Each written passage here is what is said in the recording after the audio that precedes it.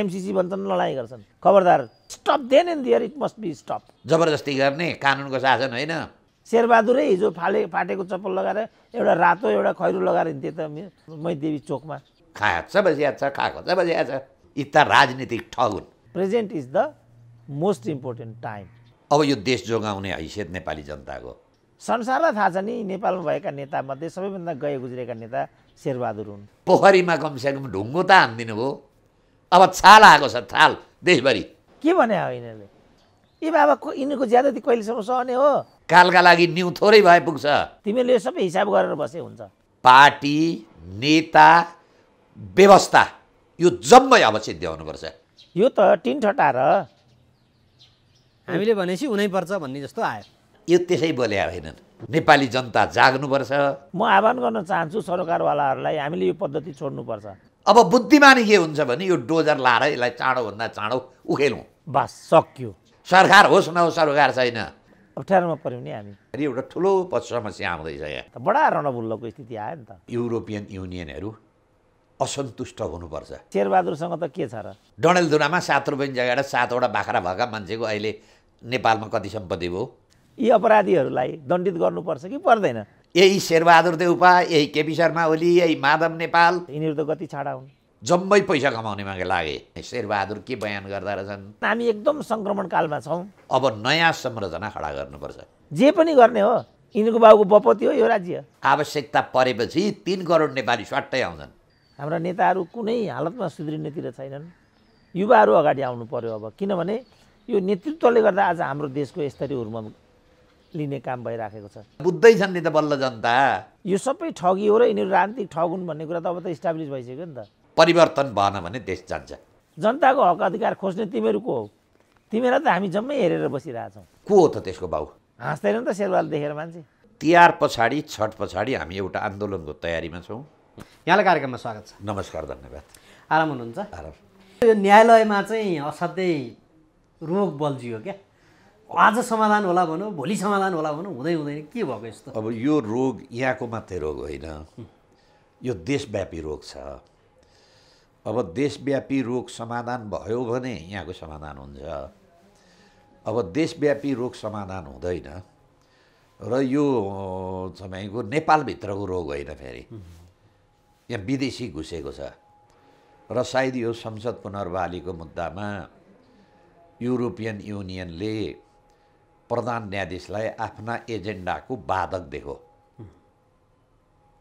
अनि फैसला भएको 1 महिनापछि फैसलामा चाहिँ यस्तो धुपधुवार गरेको दीपावली गरेका थिए 1 महिना पछाडि अब प्रधान न्यायाधीश हटाउनुपर्छ भन्ने बार एसोसिएसन अदालतका न्यायाधीश र अहिले राजनीतिज्ञ पार्टी चाहिँ यसलाई अलिकति रमिता हेरेर यसलाई चाहिँ मजा लिने पक्षमै देखिन्छन् राजनीतिक दलहरू त मौन छन् उनीहरूले नहटाइकन त संवैधानिक व्यवस्था अनुसार हटिँदैन यो कस्तो हो भने जसले हटाउने त्यो चाहिँ चुप लागेर बसिरहेको छ हटाउन अधिकार नभएका मान्छेले चाहिँ कानुनलाई हातमा लिएर ल राजीनामा दे कि राजीनामा दे भनेर भन्नु अब यो चोलेन्द्र शमशेरले यिनले अलिकति चाहिँ देशका लागि केही काम गरेका छन् के जस्तो एउटा नागरिकताको पहिले जुन परिपत्रबाट नागरिकता जारी गरिएको थियो दिने निर्णय गरिएको थियो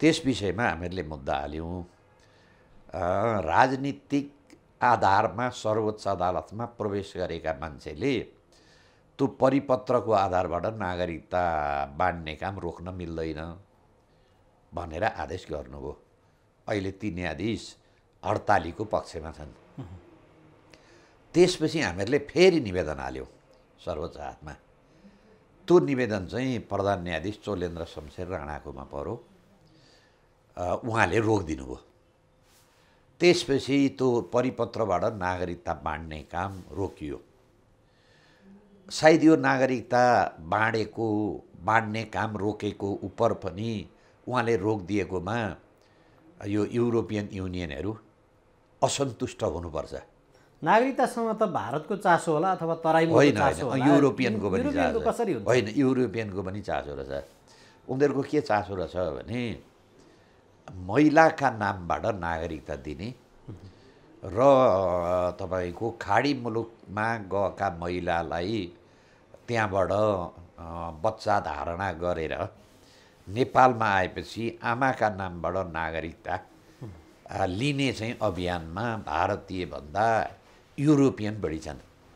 यहाँबाट बिहे गरेर खाडी गएकाहरूले होइन, बिहे नगरेरै गएका उहाँबाट गर्भधारणा गरेर नेपालमा आउँछन्, ती बच्चा जन्माउँछन्। त्यतिखेरसम्म त्यो महिलाले तलब पाइरहेको छ। अनि 1-1.5 वर्ष भइसकेपछि ती बच्चालाई आमा अथवा दिदी, उनले हजुरआमा भन्नुहोस् न, हजुरआमा अथवा दिदी अथवा अरू कोही मान्छेलाई तिनले त्यो बच्चा हेर्न लाएर तिनी फेरि विदेश जान्छन्। त्यो बच्चा हेर्ने पैसा सैसा सब विदेशबाट आइरहेको हुन्छ। फेरि 1.5-2 वर्षमा फेरि अर्को बच्चा धारणा गरेर आउँछन्। अनि फेरि नेपालकै चेली, नागरिकता लिइसकेको ऊ त आमा भन्दा नागरिक भयो कि नेपाली भन्नुहोस् न, आमै नागरिक अनि वैदेशिक रोजगारमा गयो कि। अनि त्यो त स्वाभाविक रूपमा आउने होइन र? होइन, त्यो त स्वाभाविक रूपले भन्दा पनि हाम्रो चाहिँ के भनाउँछौँ भने आमाका नामबाट यसरी खुल्लमखुल्ला नागरिकता दिँदा यी को हो त त्यसको बाउ बेगरका मात्रै बच्चा जन्मिने भयो नेपालमा त। मातृत्व र पितृत्वको ठेगाना नभएका आधारमा दिन्छन्। पितृत्वको मातृत्वको ठेगान हुन्छ, पितृत्वको ठेगान नभएको। अब यो किन गरिँदैछ भन्दाखेरि एउटा ठुलो समस्या आउँदैछ। यहाँ 3-4 हजार बच्चा त्यस्ता अहिले बोर्डिङ स्कुलको पनि ठुलो कमाइ, तिनै बच्चा चाहिँ पढाइदिए बापत ठुलो कमाइ आउँदो रहेछ। त्यो पैसा पनि विदेशबाटै आउँछ। भोलि यी SLC पास गरे अथवा भोलि बाउ बेगरका बच्चा ती जम्मै चाहिँ यहाँ सायद डिजाइन के हुनसक्छ भने ती IAS हुन्छन्। भोलि एउटा IASका लागि कार्यकर्ताको बनाउने तयारी हुँदैछ। यहाँ बढी अरबियनबाट आउँछ। अनि युरोपका अथवा चाहिँ तपाईँको युरोपका मान्छे पनि नेपालमा आउने अनि एउटी केटी बिहे गर्ने, अनि त्यस्ता थुप्रो बच्चाहरू छन् यहाँ। अनि त्यो चाहिँ नेपाली नागरिक हुने, अनि बढी चाहिँ धर्म प्रचारका लागि आउने मान्छे एउटी केटी बिहे गर्यो, त्यसबाट बच्चा जन्मायो। हिजो योभन्दा अगाडिको कानुनमा चाहिँ ती बच्चाले नागरिकता पाउँदैनथे, त्यो महिला उतै लिएर जानुपर्थ्यो, उसको बन्दोबस्त गर्थे। अब अहिले चाहिँ आमाका नामबाट उसले नागरिकता लिन्छ, अनि त्यो खैरे छोडेर हिँड्छ। र त्यस्ता बच्चा तपाईँको अहिले 3-4 हजार छन् भन्ने मेरो तथ्याङ्कमा छ। त्यो सालबसाली बढ्दैछ। यो आमाका नामबाट नागरिकता 63 सालबाट सुरु हो। 63बाट त्यो सुरु भएपछि अहिले कति भने 17-18 वर्ष भयो। ती 20-22 वर्ष भएपछि अनि नेपालमा IASको गतिविधि सुरु हुन्छ। ती IASका कार्यकर्ता हुन्। र त्यस पछाडि जुन अघि मैले भने त्यो जुन चोलेन्द्र शमशेरले रोकिदिएको थियो, त्यसपछि फेरि अध्यादेश ल्यायो केपी शर्मा ओलीले। केपी शर्मा ओलीले अध्यादेश ल्याएपछि अध्यादेशमा पनि मुद्दा पऱ्यो, हामीहरूले नै गऱ्यौँ। सर्वोच्च हातले रोकिदियो चोलेन्द्रको नेतृत्वको संवैधानिक इजलासले। सायद यो कुरामा पनि असन्तुष्टि पश्चिमाको हुनसक्छ, भारतीयको हुनसक्छ। र अहिले हामीहरूले चोलेन्द्र शमशेर राणा राम्रा छन् भनेको होइन। खराब व्यवस्थाबाट आएका मान्छे राम्रा हुँदैनन्। मुहान चाहिँ हत्या, हिंसा र चाहिँ तपाईँको चाहिँ भ्रष्टाचारी र आतङ्कवादी गतिविधिमा छन्।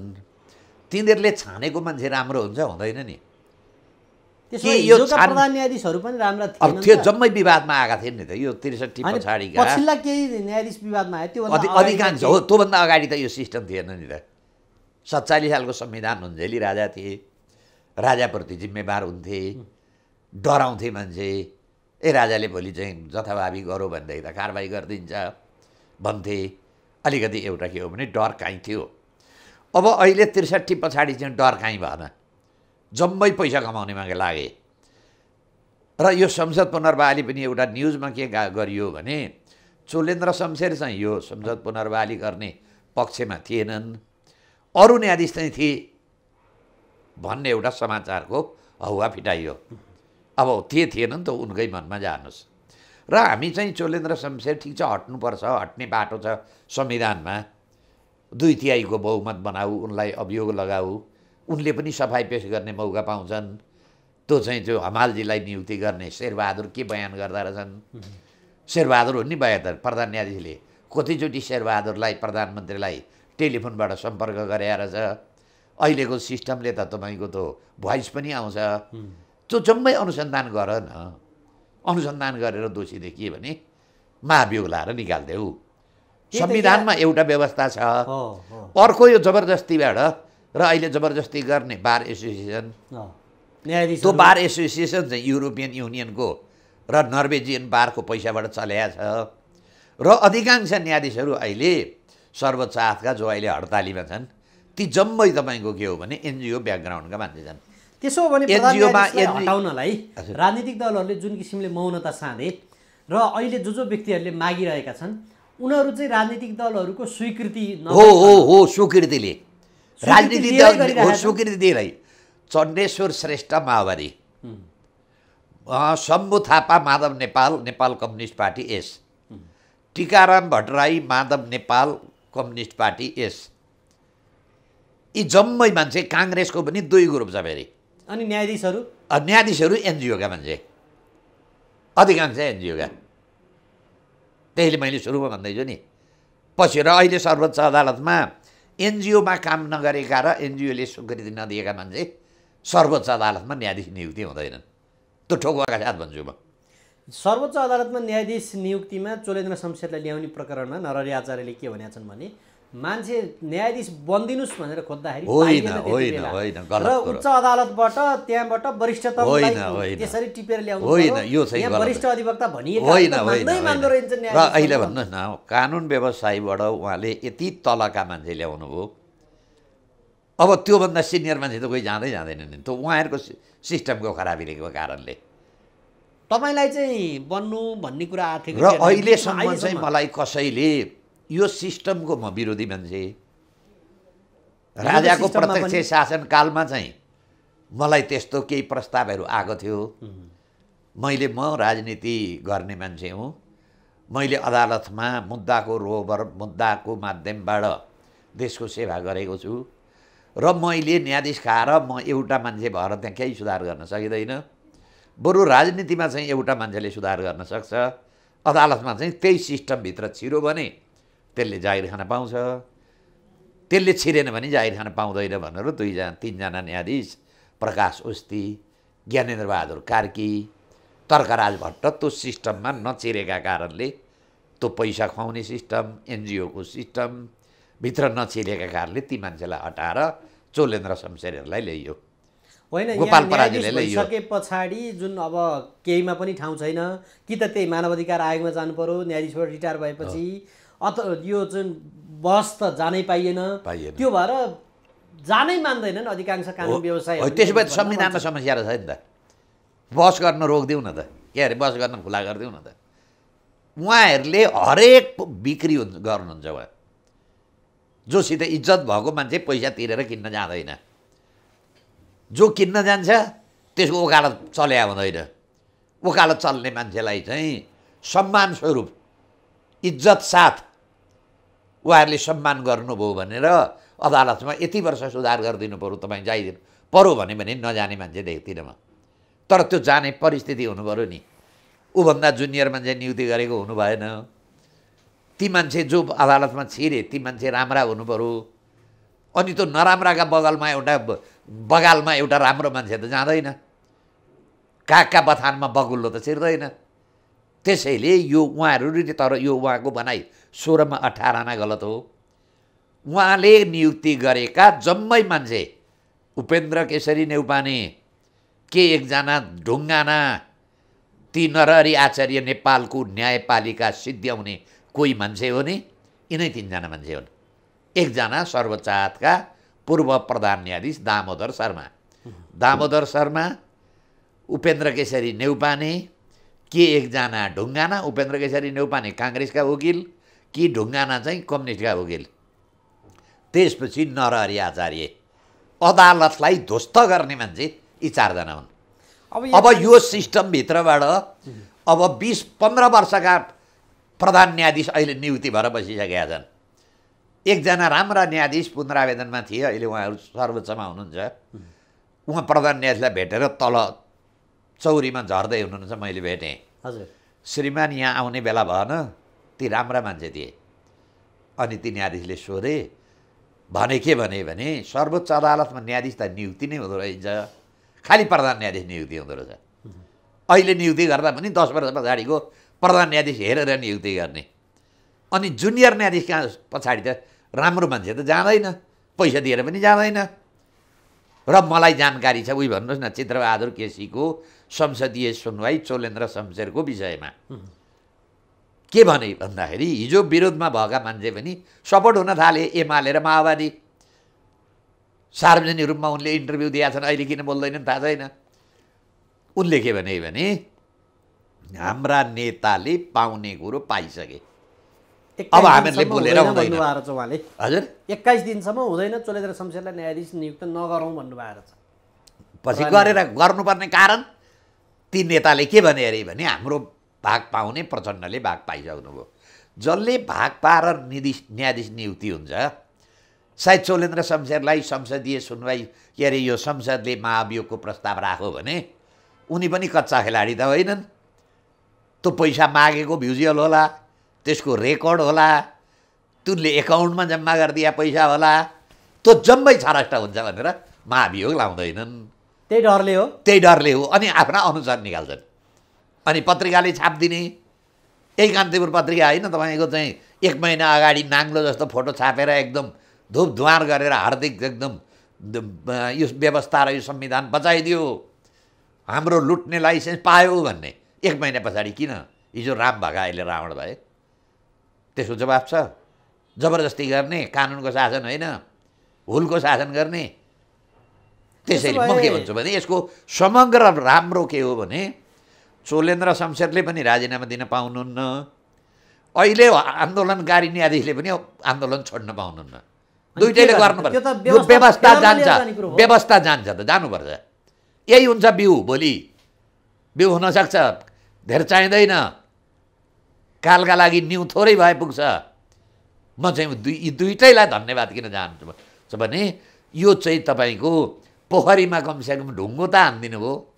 अब छाल आएको छ, छाल देशभरि। अब जनता के भन्दैछन् भने यो व्यवस्था खराब रहेछ है, यो संविधान खराब रहेछ, यी पार्टी खराब रहेछन्, अब यो व्यवस्था फ्याँक्नुपर्छ भनेर देशभरिका जनता लागेका छन्। त्यही अभियानमा हामी नेपालका नेपाली पार्टी पनि लागेका छौँ। हामी समस्या मात्रै भन्दैनौँ न, मैले सार्वजनिक रूपमा समाधानका बाटा पनि भनेको छु। यो संविधानको जग भनेको 12 बुँदे दिल्ली सम्झौतामा जगमा आएका संविधान, पार्टी, नेता, व्यवस्था यो जम्मै अब सिद्ध्याउनुपर्छ। यसका लागि सर्वोच्च अदालतको हडताल कारक तत्त्व बन्न सक्छ। यसैलाई उपयोग गर्नुपर्छ। छरष्ट भयो नि, जनतालाई असहता उसबाट गर्छ नि, अदालतबाट गर्छ नि। संसद हडतालसित उसलाई सरोकार छैन, सरकार होस् नहोस् सरोकार छैन। तर अदालतमा अन्याय हुने मान्छे त अदालतमा जान्छ नि, थुनेको गैर कानुनी थुनामा बसे मान्छे त अदालत जान्छ नि। बल्ल जनताले थाहा पाए अदालतको हालत यस्तो रहेछ। पञ्चायत अदालतले राखेको थियो 30 वर्ष चलो, स्वर्ण युग भन्छन् पञ्चायतकालमा न्यायपालिका भनेर। अब अहिले न्यायपालिका सबभन्दा खत्तम भयो। हिजो चाहिँ तपाईँ 47 साल संविधान हुन्जेली 2 वर्षमा हरेक तहका मुद्दा फैसला हुन्थे, अहिले 13 वर्षका मुद्दा सर्वोच्चमा फैसला हुँदैन।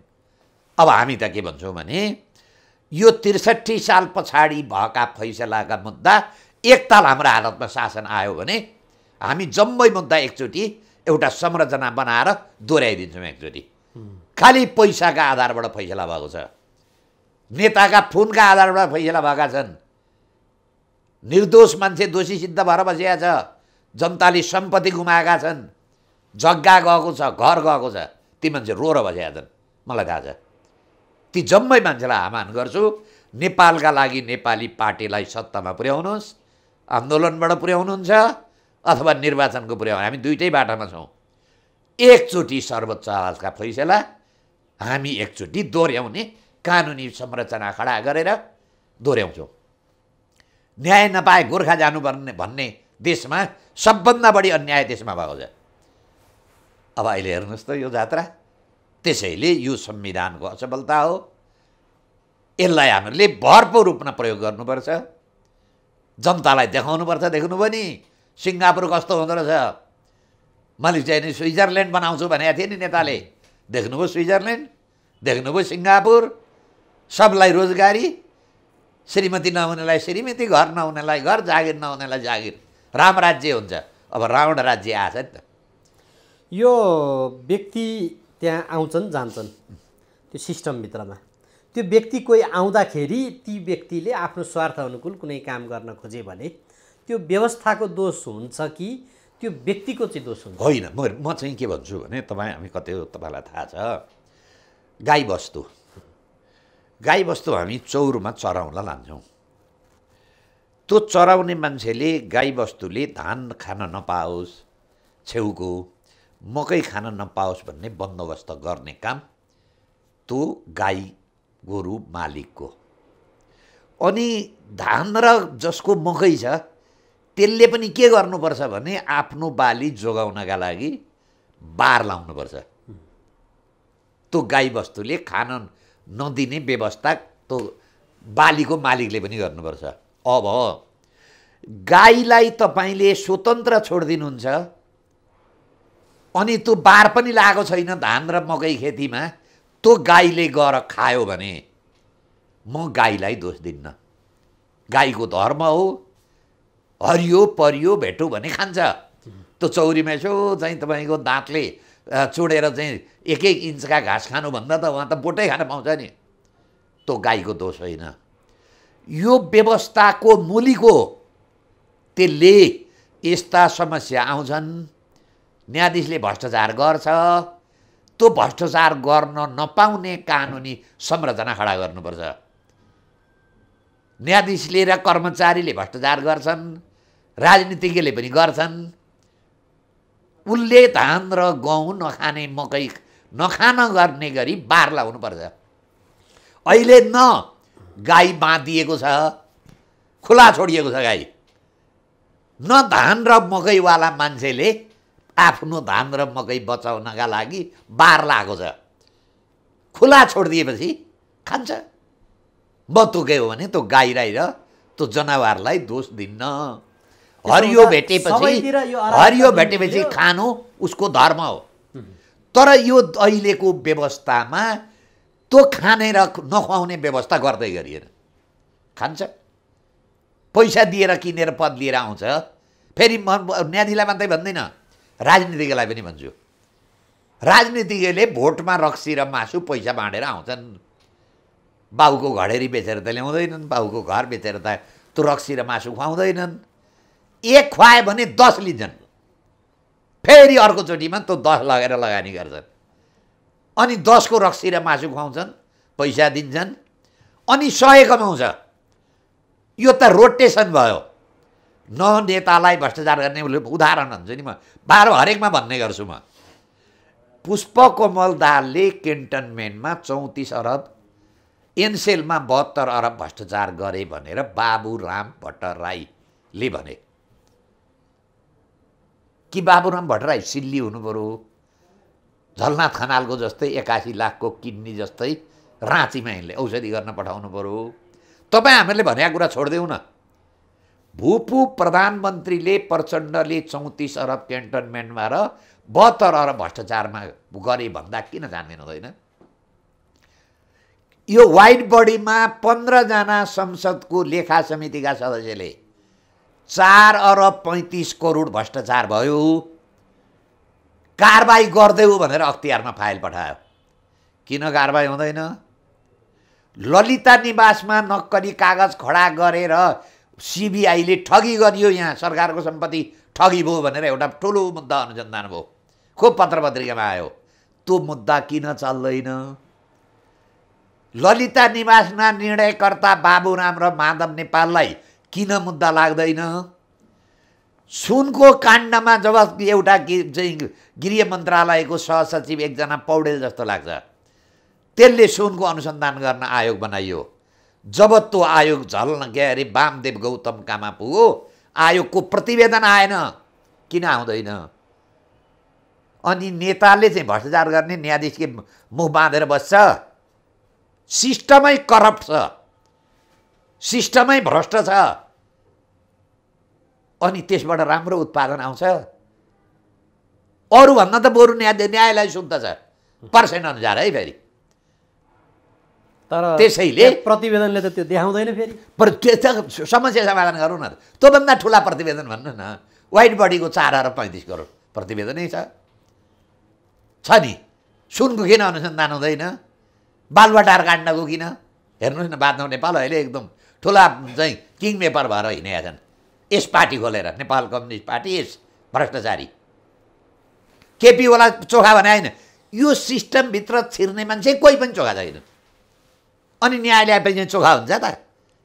न्यायालय भनेको पनि यो एउटा शरीरको एउटा पार्ट हो।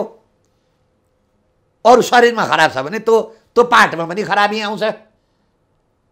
खराबी आएपछि औषधिको बाटो चाहिँ नजाने तपाईँ, महाभियोगको बाटो। अनि जबरजस्ती 4 जना चाहिँ तपाईँको छोरालाई न्यायाधीश नबनाएको रिस पनि ती पुग्ने, आफ्ना अफिसका मान्छेलाई न्यायाधीश नबनाएको रिस पनि ती पुग्ने। अनि जम्मै चाहिँ के हो भने खास वकिलले बहस गरे जति मुद्दा जम्मै जिताइदिनु पर्ने, नभए न्यायाधीश खराब हुने, हटाइहाल्नुपर्ने। यो हो, हामी यसको विरुद्धमा छौँ। सर अब यहाँ यो सिस्टमभित्र सबै विकृति ल्यायो। अब वरिष्ठ अधिवक्ताहरू 450-500 जति छन् अहिले, होइन?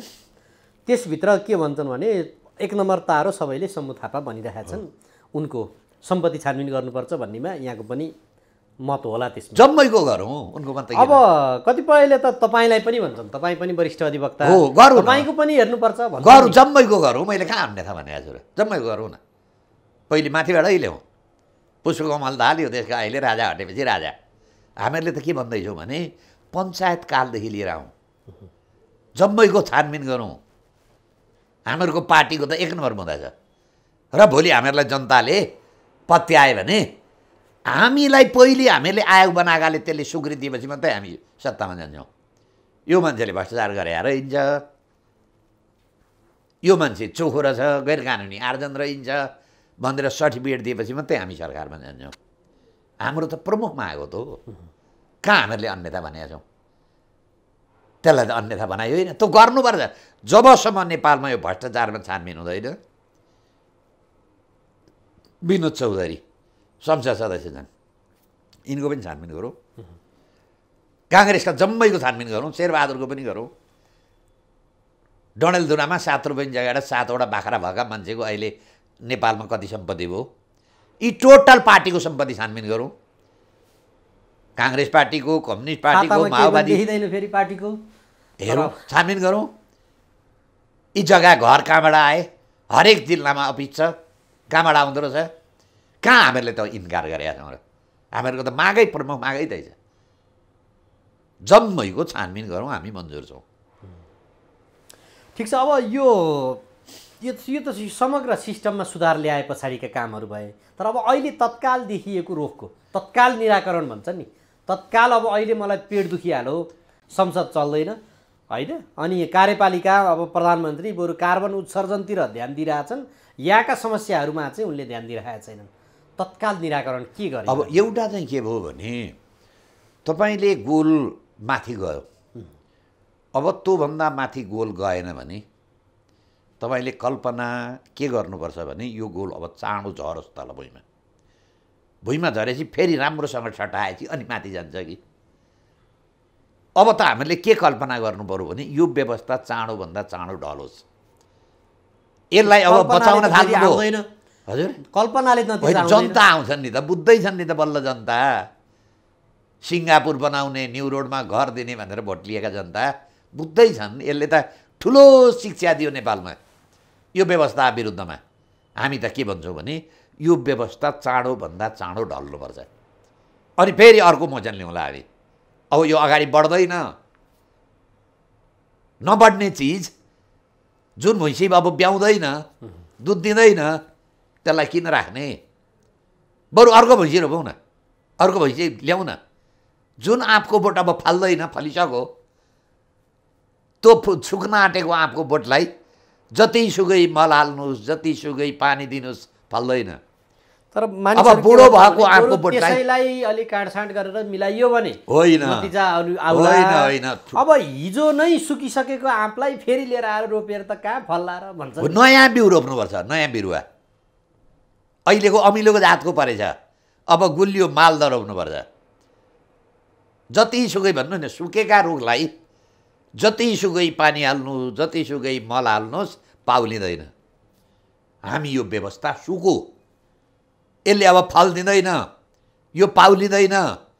अब बुद्धिमानी के हुन्छ भने यो डोजर लाएर यसलाई चाँडोभन्दा चाँडो उखेलौँ। उखेल्नका लागि यो अदालतको हडतालले सहायक भएको छ। जम्मै जनताले थाहा पाए के रहेछ भनेर। हामी त के भन्छौँ भने यो अब उखेल्नुपर्छ। र ऐतिहासिक तपाईहरुले के गर्नुहुन्छ? हामी त आन्दोलनमा छौँ, देशभरि सङ्गठन गरिरहेका छौँ। एकैचोटि उखेलिँदैन, त्यो पनि हामीहरूलाई पनि थाहा छ। यस्ता काण्ड भयो भने चाँडो उखेलिन्छ। यस्तो अरू हुनुपर्छ त 1-2 महिना हडताल चल्नुपर्छ, अनि ठप्प हुन्छ। अनि ठप्प हुन्छ, गर्नु पर्यो नि त। ठप्प नभई परिवर्तन हुने हो भन्नुहोस् न। नयाँ बच्चा जन्मिँदा अगाडि प्रसर वेदना हुन्छ नि, दुख्छ अलिअलि, तर सुन्दर बच्चा जन्मिन्छ नि त। यो प्रसर वेदना हो। अहिले कठिन लाग्छ तपाईँलाई, मर्न पनि सक्छ। अहिले नेपाल प्रसर वेदनामा छ।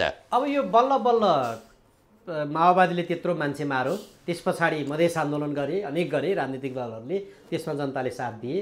त्यसपछि जन्मिएको यो बच्चा हो, राम्रोसँग खुट्टा अलि होइन, ट्याच पुदै छ बिस्तारै, होइन होइन भने यसलाई मार्दिहाल्नु, होइन, सुके नाश लाग्यो, जन्मिँदै क्यान्सर लाग्यो, ब्लड क्यान्सर रहेछ, मारिदिनु। अब कि आफै मर्छ नि, यो मर्ने सङ्केत हो। यसो उपचार गरौँ, उपचार गरेर त तपाईँको अपाङ्गलाई उपचार गरेर के गर्नुहुन्छ? कति गर्नुहुन्छ उपचार गरेर? गरेको होइन उपचार। जनताले कतिचोटि भोट हाले, 2चोटि संविधान सभामा भोट हाले, उपचारै हो। चुनाव गइसक्यो, उपचारै हो। स्थानीय निकायको निर्वाचन भयो, उपचारै हो। सङ्घीयता भयो, होइन होइन, यो अपाङ्ग खुट्टो नभएको, नबोल्ने, आँखा नभएको, खालि पेट मात्रै भएको, पेट चाहिँ एकदम डम्म छ, जति भेटो खाइ गर्छ, खुट्टा पनि छैन, आँखा पनि छैन, पेट चाहिँ छ। यो राखेर के गर्नुहुन्छ अब?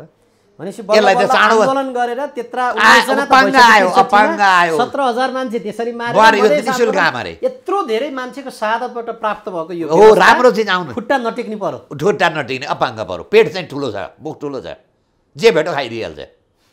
व्हाइट बडी खाइदिन्छ, क्यान्टनमेन्ट खानिदिन्छ, एनसेल खाँदो रहेछ। के खाएन भन्नुहोस् त? विकास निर्माण केही देख्नुभयो? कति बने सडक खुलुखाइ, कतिले पाए रोजगार भयो, कतिवटा उद्योग खोले देख्नुभयो? के भयो त यसले? खाएको छ बसिहाल्छ, खाएको छ बसिहाल्छ। अब तपाईँ कल्पना के गर्नुहोस्, यो बरु चाँडो बिदा भइदियोस्। त्यो लगानी त अर्कालाई गर्न पाउनु भने त अर्को सुन्दर बच्चा आउँछ नि। त्यसैले अब नेपाल प्रसर वेदनामा छ। नेपाली जनता जाग्नुपर्छ। विदेशीले हुँदैन, विदेशीबाट आएको परिवर्तन त देखिहाल्यो नि, यो बोकेआएको गोरले त अब यसैलाई उपचार गर्ने हिजो यो व्यवस्था ल्याउन लाग्नेहरू के भन्छन् भने अब यो शासकीय स्वरूप चाहिँ प्रत्यक्ष निर्वाचित आउनुपर्छ, पूर्ण समानुपातिक निर्वाचन प्रणाली ल्याउनुपर्छ, अनि सुधार हुने भयो भन्छन्। गजब, यो ढाँटको खेती, नाच्न नजान्ने आङ्गन टेढो। हिजो एकदमसम्म यो चाहिँ पूर्ण समानुपातिक किन हो भने प्रचण्ड अहिले कहीँबाट चुनाव जित्दैनन्। पूर्ण समानुपातिक भयो भने देशभरिमा अलिअलि झुकिएर भोट पर्छ। प्रचण्ड आजीवन संसद हुन पाउने, छोरी हुन पाउने, ज्वाइँ हुन पाउने, उनका अनुचर हुन पाउने, त्यो उनको छुट्टै एजेन्डा हो, खानकी एजेन्डा हो यो। अब शासकीय स्वरूप यस्ता मान्छेले बनाएको संविधान, अमेरिकाको संविधान 2 वर्ष चलो, 10 वर्ष चल्दैन भने यिनीहरूलाई अब यिनीहरूले बनाएको कसरी हुन्छ? तपाईँले कपडा सिउनु भयो एउटा दर्जी लाएर, त्यसले सिएको कपडा 3 महिना चल्दैन भने अर्कोचोटि त्यसैलाई कपडा सिउन दिनुहुन्छ? दिनुहुन्न। अब दर्जी फेर्नु पऱ्यो, यी त झुक्क्याउँदै ल्याउँदैन। अरे पञ्चायत हुन्छ यसले बहुदल भएर भने विकास त बहुदल भएपछि हुन्छ, सिङ्गापुर हुन्छ भने पत्याए जनताले बहुदल बनाए। बहुदल आएपछि के भन्नु? राजाले विकास गर्न आँटो, राजाले दिँदैन। मैले त सब सिङ्गापुर बनाइदिन आँटे, राजाले दिँदैन। अब मान्छेलाई विकास त चाहिएको छ, ल राजा पनि हटो, ल राजा पनि हटो, अब संविधान सभा चाहियो। सिङ्गापुर हुन्छ, 2 चोटि संविधान सभा भयो, सिङ्गापुर भएन। अनि के भने स्थानीय निकायको निर्वाचन, सङ्घीयता, धर्मनिरपेक्ष जम्मै थोक दिए, भयो के। यी फेरि ठग हो नि त, त्यो यता र यता एउटा नोट राखेर बिचमा कागजै कागज राखेर पैसा बन्डल भनेर ठग्छ नि, यी त राजनीतिक ठग हुन्। महाकाली 51 सालमा जम्मै बारामतीबाट सही गरेर आउने जति, महाकाली 51 सालमा यही शेरबहादुर देउपा, यही केपी शर्मा ओली, यही माधव नेपाल के हुन्थे, पश्चिमबाट सूर्य उदय हुन्छ भन्थे नि। त्यसो भने आजको दिनमा 1 खरब 21 अरब आउँछ भन्थे नि। हो, त्यो तपाईँले खोइ आयो। ठिक छ, सुन्नु न, यहाँ प्रश्न के उठ्याएको छ भने केपी शर्मा ओलीले ज्ञानेन्द्र शाहका मान्छेहरू भेटेर, पूर्व राजाका मान्छेहरू भेटेर, तत्कालीन राजाका मान्छेहरू भेटेर उस्तै पऱ्यो भने गणतन्त्र उल्ट्याउने भनेछन् भनेर प्रचण्डले जुन आरोप लगाएका छन् नि, यहाँभित्र अब वैद्यले त्यही बोल्ने, बिजुक्सेले त्यही बोल्ने, केपी शर्मा ओलीमाथि पनि त्यो आरोपहरू आउने, अब त्यो के हो त्यहाँभित्र केही हुँदैछ तपाईँहरूले के? अब त्यहाँ त्यतिमा यो त्यसै बोले होइनन्। यो के हो भने रञ्जित रेले एउटा किताब लेखे, पुष्पकमल दाहालले विमोचन गरे। त्यहाँ अब नेपाल भुटान हुनुपर्छ भने अब यिनीहरूले के गर्दैछन् भने राजालाई उकासेर सक्रिय राजा बनाएर उनका गतिविधि त्यता जाँदैछन्। यो प्रचण्ड पनि त्यही हो, त्यही कारणले किताब विमोचन गरो। अब सिक्किम बनाउन नसकेपछि राजाको माध्यमबाट यिनीहरू भुटान बनाउन बाटा लाग्दैछन् नेपाललाई।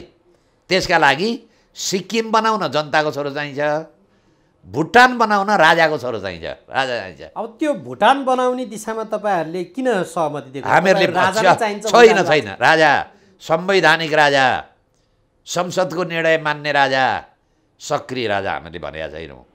सक्रिय राजा त प्रचण्ड भन्छन्, अब सक्रिय राजा शेरबहादुर भन्छ, सक्रिय राजा केपी शर्मा ओली भन्छन्। नेपालको दुर्भाग्य के छ भने नेपालको मध्यम मार्गी छैन, एक्सट्रिम गणतन्त्र सिक्किमका लागि, संवैधानिक रूपमा एक्सट्रिम राजतन्त्र, त्यो एक्सट्रिम दुइटै खराब। हामी के भन्छौँ भने आधुनिक शक्ति पार्टी, परम्परागत शक्ति राज संस्था, दुइटैको मिलन। राजाले अधिकार प्रयोग गर्नु हुँदैन, संसदले निर्णय गर्न, त्यसपछि मात्रै यो देश बच्छ। अब त्यसमा मानिसहरूको के तर्क छ भने जस्तो डरको लागि राज संस्था खोज्नु भयो नि त यहाँहरूले। डर, अहिले राजनीतिक दलहरूलाई डर भएन, निष्फिक्री भ्रष्टाचार गरे, त्यसमा राज संस्था भइदियो भने कम्तीमा हिजोको जस्तै डर कुनै न कुनै रहन्छ अनि रोकिएलान् भन्ने भयो। अब संसदले राजालाई कन्ट्रोल गरिसके पछाडि त अहिले राष्ट्रपतिलाई गरे जस्तै होइन, कन्ट्रोल गरेर त्यो अंकुशले संसदले तानिराख्यो। होइन त्यो कुरो होइन। मेरो भनाइ के भने मन्दिर त्यहाँ जथाभावी गर्न मान्छेको हिम्मत हुँदैन। तपाईँले कहीँ देखेको छ मन्दिरमा गएर पिसाब फेरेको? छैन नि, गर्दैनन्। फेर्ने त त्यो भगवान्ले त डन्डी त हान्दैनन् नि, भित्र आत्मामा डर छ। त्यो चाहिँ राज संस्था भयो भने मात्रै हुन्छ। त्यो पनि सक्रिय चाहिँदैन, संवैधानिकमा भयो नि डर हुन्छ। तर गर्नुपर्छ नेताले, राम्रो मान्छे छान्नुपर्छ जनताले। 61 सम्म त जति बेलासम्म राज संस्था संविधान अनुरूप नै थियो त्यति बेला पनि लाउडा आइगयो, त्यति बेला होइन कारबाही भयो। लाउडा त पछाडि अहिले पनि लाउडा मुद्दा सर्वत जान्छ भएर के गर्ने? अब ज्ञान यो राजाको सिस्टम हो। ज्ञानेन्द्रको प्रत्यक्ष शासनमा त तपाईँलाई अघि पनि उदाहरण दिइहाल्नु भयो। त्यहाँ त टनकपुरको पनि, टनकपुर त भयो नि त, मैले मुद्दा हालेँ, अदालतले बदल गरिदियो, 12-13 मेगावाट बिजुली आयो, नेपालको हक कायम भयो, पानी आदि कायम भयो। त्यो संविधान हुँदा हो नि। राजाको प्रत्यक्ष शासनमा यहाँ 20-30 जना मन्त्रीलाई मुद्दा लाग्यो, आइजिपीलाई मुद्दा लाग्यो, धेरैलाई मुद्दा लाग्यो नि।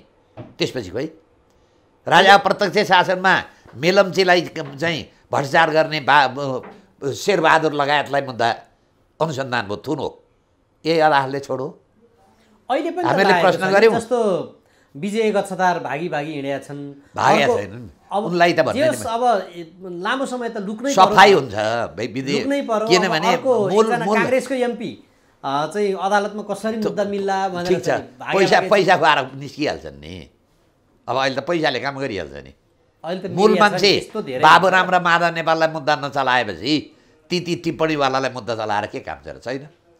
त्यसैले हामी के भन्छौँ भने यो 12 बुँदेको संरचनाबाट खडा भएका पार्टी पनि खराब भए, नेता पनि खराब भए, संविधान पनि खराब भयो, जम्मै अब समूल नष्ट गरेर अब नयाँ संरचना खडा गर्नुपर्छ। त्यो संरचना हामीहरूले भन्यौँ राजा संवैधानिक प्रत्यक्ष निर्वाचित प्रधानमन्त्री, त्यसले गर्छ कारबाही। संसद सदस्य मन्त्री हुन नपाउने, 100 देखि 120 संसद, 886 हटाइदिने, 144 मन्त्री हटाएर 11 जना मन्त्री राख्ने, पञ्चायतकालदेखि अहिलेसम्मको सम्पूर्ण सार्वजनिक जवाबदेहीका पदमा बसेका मान्छेको एकचोटि सम्पत्ति छानबिन गर्ने। त्यति भएपछि यो देश स्वर्ग हुन्छ। अब यहाँको एजेन्डा जनतामुखी छन् मानियो होइन, तर अब तपाईँहरूसँग जनताले पनि साथ दिइरहेको छैनन्। अब राज्य पल्टाउनलाई त व्यवस्था पल्टाउनलाई हिजोको जस्तो माओवादीको जस्तो विध्वंस मचाउनु पनि सक्नु होइन। यस्तो कसरी मिल्छ त? सुधार कसरी आउँछ? हामी विध्वंसको विरुद्धमा छौँ, हामी अशान्ति गर्दैनौँ। हिजो 62-63 सालमा गिरिजाले रत्न पार्कमा भाषण गर्दा ऊ चाहिँ त पलाटी मारेर बस्दा 20 जना थिए।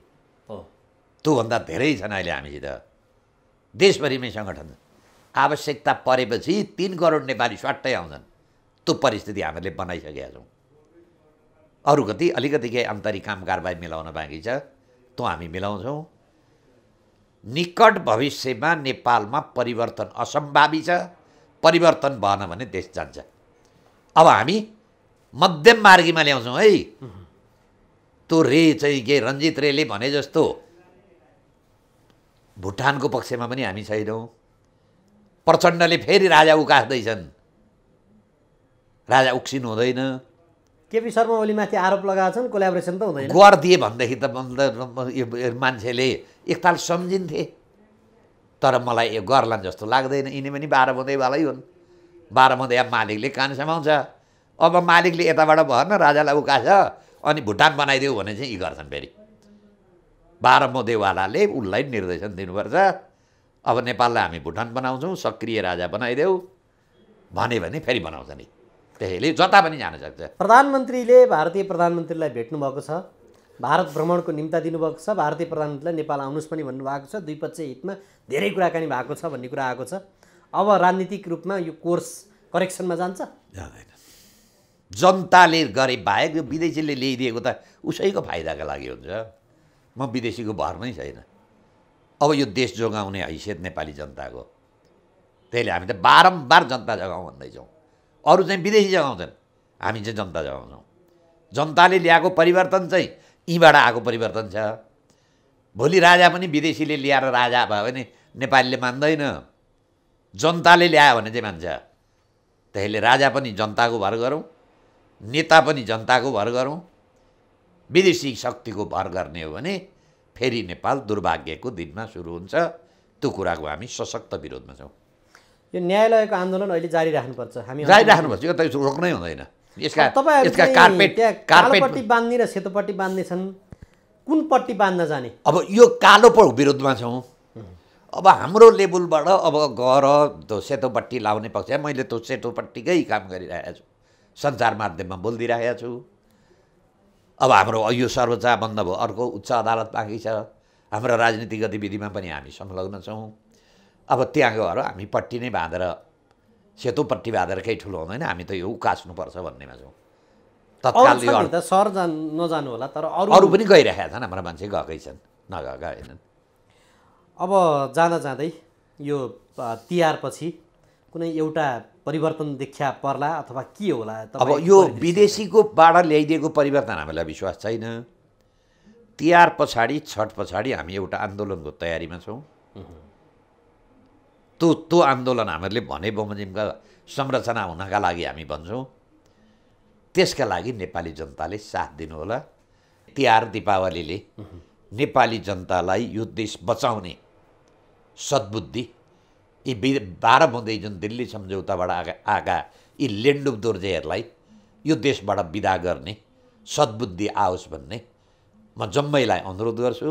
हुन्छ, समय दिनुभयो, म यहाँलाई धन्यवाद र आभार व्यक्त गर्न चाहन्छु। तपाईँलाई पनि शुभकामना। डाक्टर साहबलाई स्वागत छ। ल हस्, धन्यवाद। डाक्टर साहब, ग्लास्गोमा प्रधानमन्त्री गएर अब ढोक्छन् कि ढोक्दैनन् भन्ने पार्टमा त भेटवार्ता गरिराख्नु भएको छ। त्यो ब्रिटिस प्रधानमन्त्रीसँग नि भेटवार्ता गर्नुभयो, भारतीय प्रधानमन्त्रीसँग नि भेटवार्ता गर्नुभयो।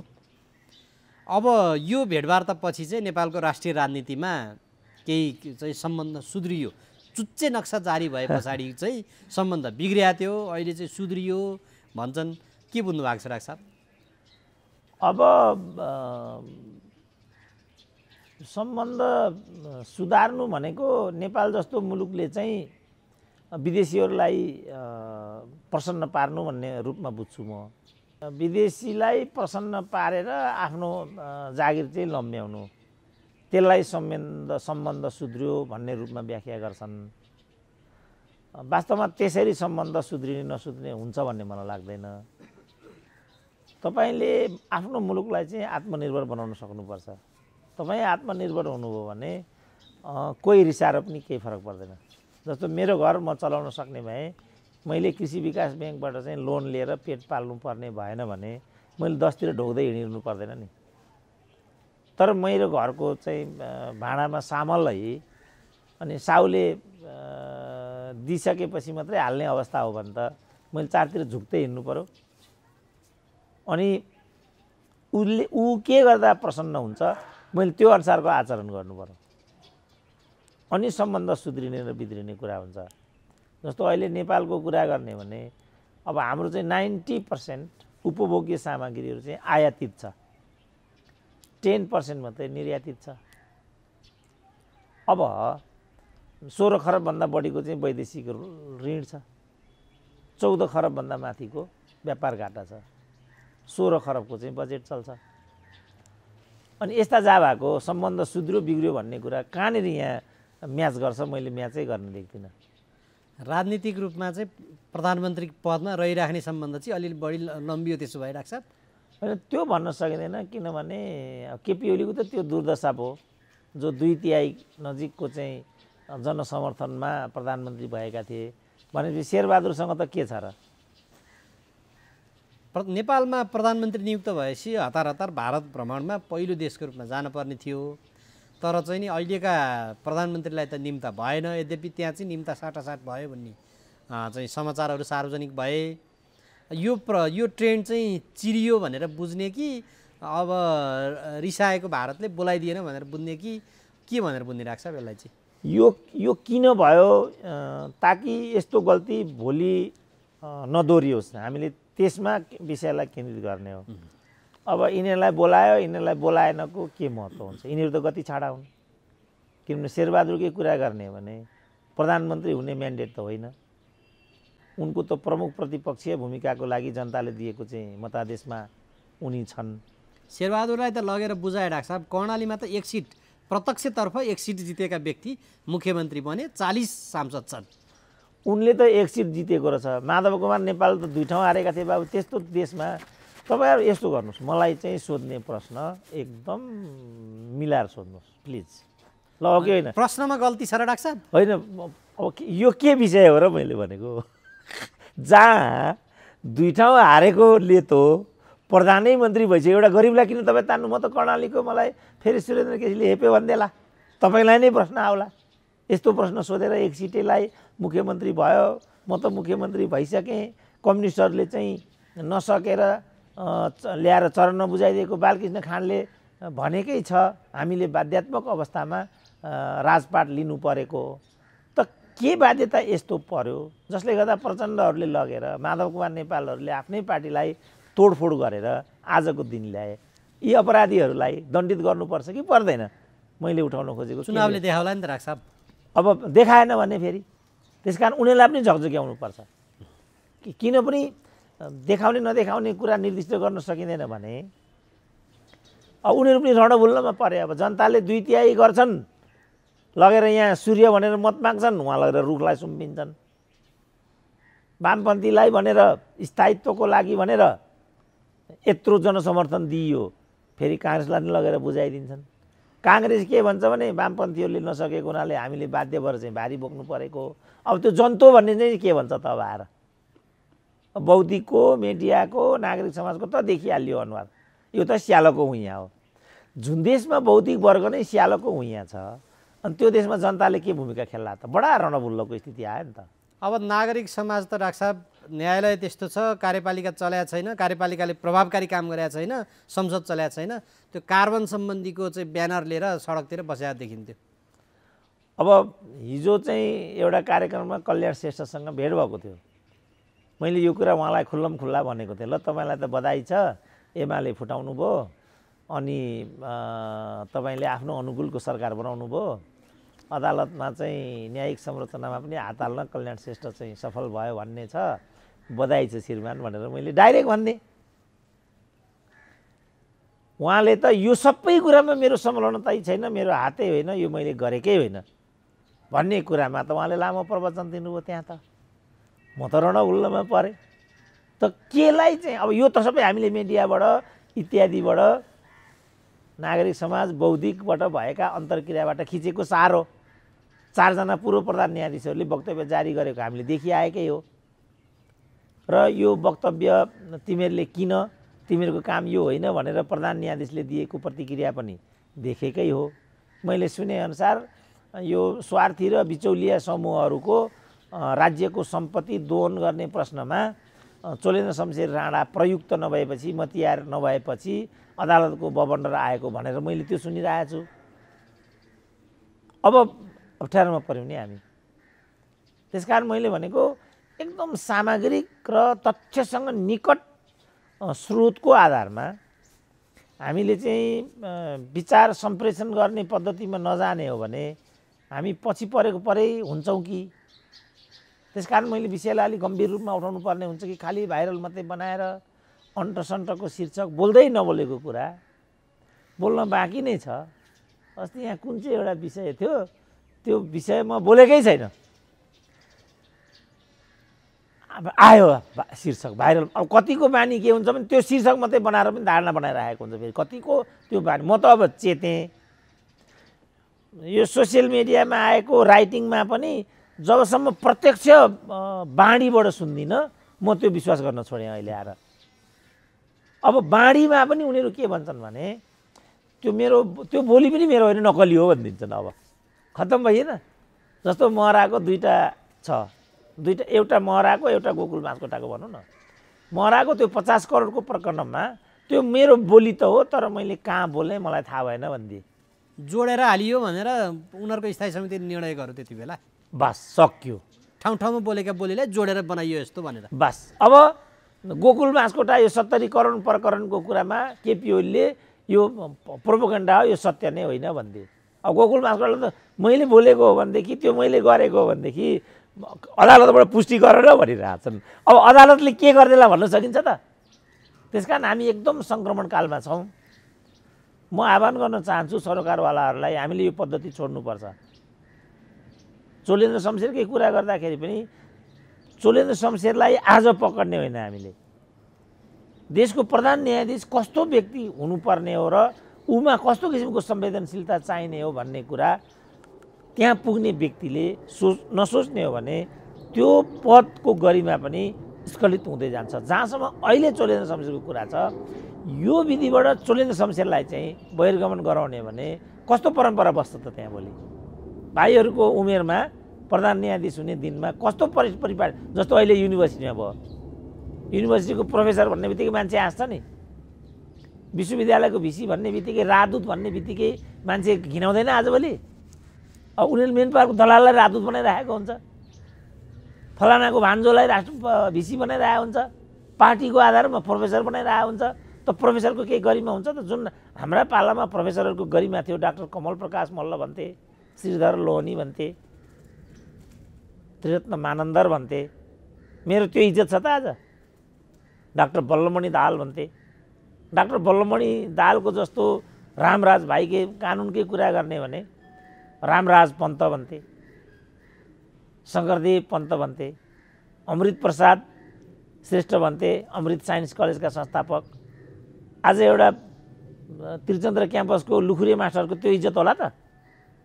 त्रिचन्द्र क्याम्पसका प्रिन्सिपलहरूको नामावली फर्काएर हेर्नु त कस्ता कस्ता प्रिन्सिपलहरू त्यहाँ हुने गर्थे। अहिले त प्रत्येक प्रिन्सिपललाई त्रिचन्द्र क्याम्पसमा आवारा विद्यार्थीहरूले कुट्न थालेका छन्। भिसीलाई कालो मोसो लगाउन थालेका छन्। अधिकांश भिसीहरूलाई कालो मोसो लगाए यिनीहरूले। अख्तियारको प्रमुख आयुक्तलाई कालो मोसो लगाए, किनभने अख्तियारलाई नै भ्रष्टाचारको हब बनाएर राजनारायण पाठकहरू उदय भए। अब अहिले अदालतको कुरा त्यो भइहाल्यो।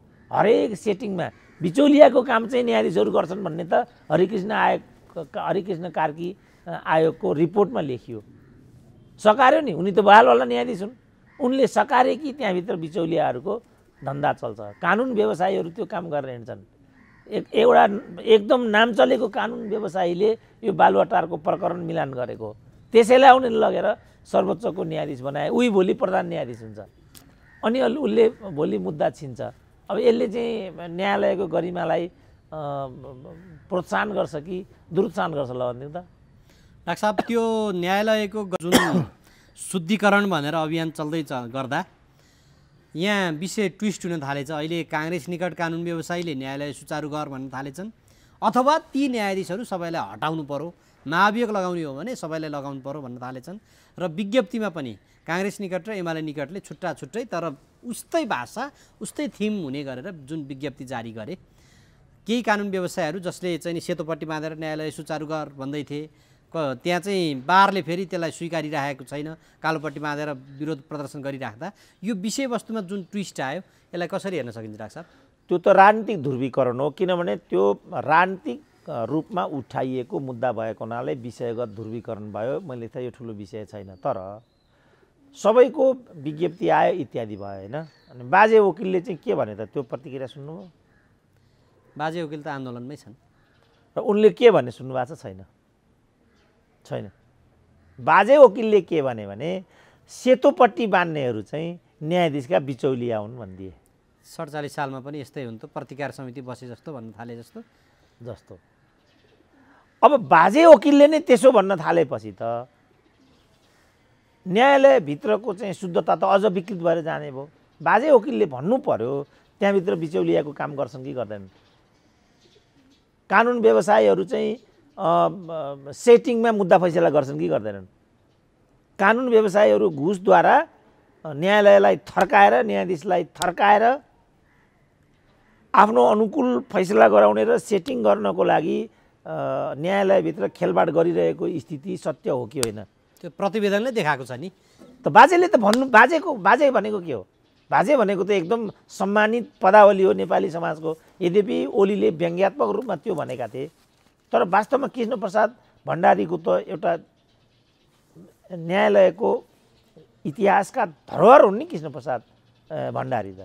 उनले त त्यत्रो पङ्क्तिलाई बिचौलिया हुन् भनेर निषेध गर्नुको सट्टा आफै कतै बिचौलियाको घेराबन्दीमा त छुइनँ भनेर एकचोटि अवलोकन गर्ने उमेर होइन बाजे वकिलको? जहाँ बाजे वकिल यस्तो हुन्छ। अब बाजेभन्दा कम छवि होइन नि त शम्भु थापाको। बारले राजीनामा दिनु भनेपछि राजीनामा नदिने तपाईँ को हो?